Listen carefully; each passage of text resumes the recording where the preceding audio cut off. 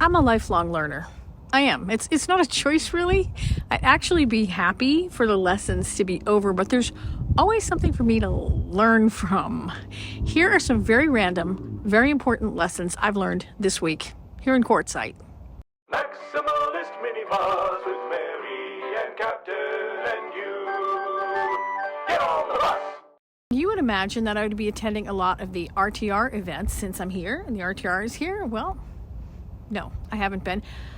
I haven't been because I can't drive Max, because as soon as we got to Quartzsite, as soon as I arrived at the pinned location Derek had sent so that we could meet up, at exactly that moment, my transmission went out.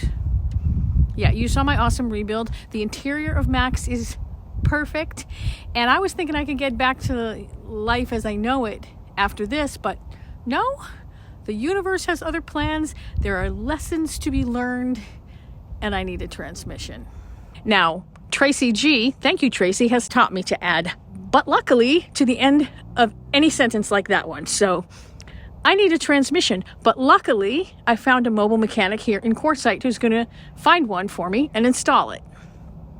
I know if you're watching, it probably seems like I'm constantly having some kind of issue, and yeah, it seems that way to me too. Like there's always something for me to get to the other side of, and I'm hoping that after the transmission gets fixed, that I'm finally going to be on the other side. But anyway, as promised in the video title, here's lesson number 1. Know your vehicle, trust yourself, and speak up. And I know that's 3 lessons, but we're going to call them 1 because they're kind of intertwined. My mechanic back in Massachusetts, Teddy, installed a used transmission in Max in October, November, I don't remember exactly, and I thought something was wrong with it from the very beginning. It was kind of shuddering when I started up from stopped on city streets, and then it was also doing something weird between 3rd and 4th. I brought it back to Teddy, and he drove it for a while, but of course, none of that happened for him. Because it never does for the mechanic, right? He said that he didn't see anything wrong with it. But I looked at the odometer later, and he had only driven it 16 miles, so he wasn't really going to learn a lot from 16 miles. And I could have put my foot down. I could have insisted that I didn't want that transmission, but I trusted Teddy, and he trusted the guy who sold it to him.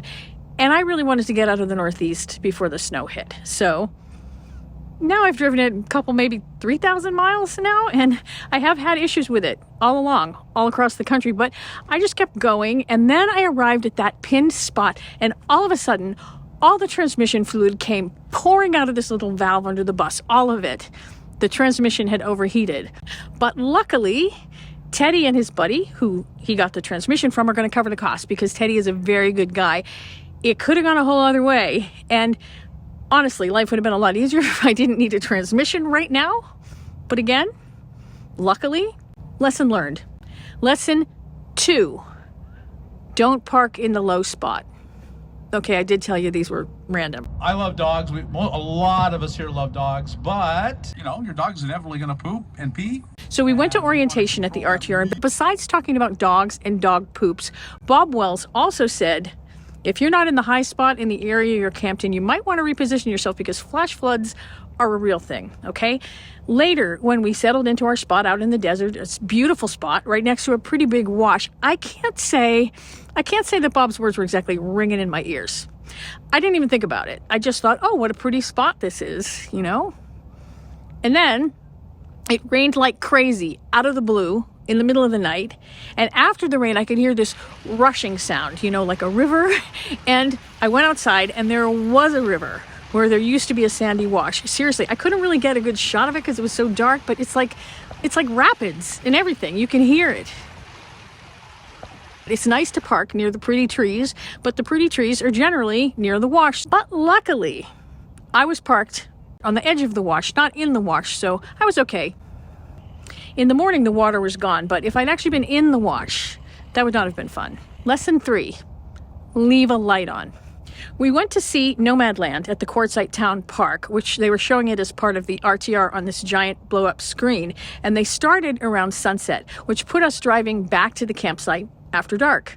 We were in Kat's bus, and Max was still out here to mark our way, but you know, it was really dark. We couldn't see Max, and in the desert, a lot of the roads don't exactly look like roads, so it would have been great if we had left some kind of a beacon.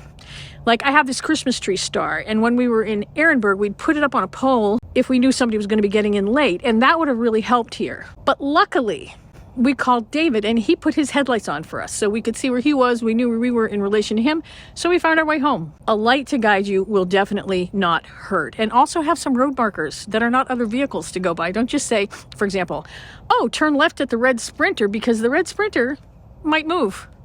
So I guess that's a bonus lesson. Lesson 4, shoot video. Kat decided to reposition her bus this morning, and Echo, who, God love her, does not mean to be naughty, jumped on the lock and locked the door accidentally. And because she didn't want the passenger doors to fly open while she was moving, Kat had stuck a screwdriver through the padlock hasp on the inside of the bus to keep it shut. So the bus was locked up tight with RJ and Echo inside, and the engine was running. And we worked for like half an hour trying to push that screwdriver out. We tried the walking stick, copper pipe, spoon, wooden spoon that we almost broke, back scratcher. Nothing worked, but luckily, Kat remembered that she had left a window open, and luckily that window was over the bed. If it hadn't been over the bed, I'm not sure what would have happened, but it was.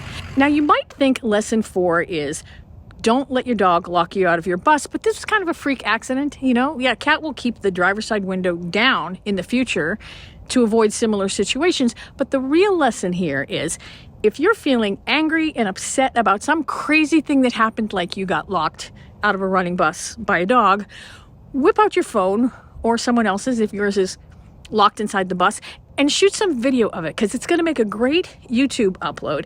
And also, it will force you to be a little more upbeat because nobody wants to look grumpy on camera. All's well that ends well. That's what they say. So this video is over now, but luckily, there'll be another one coming soon.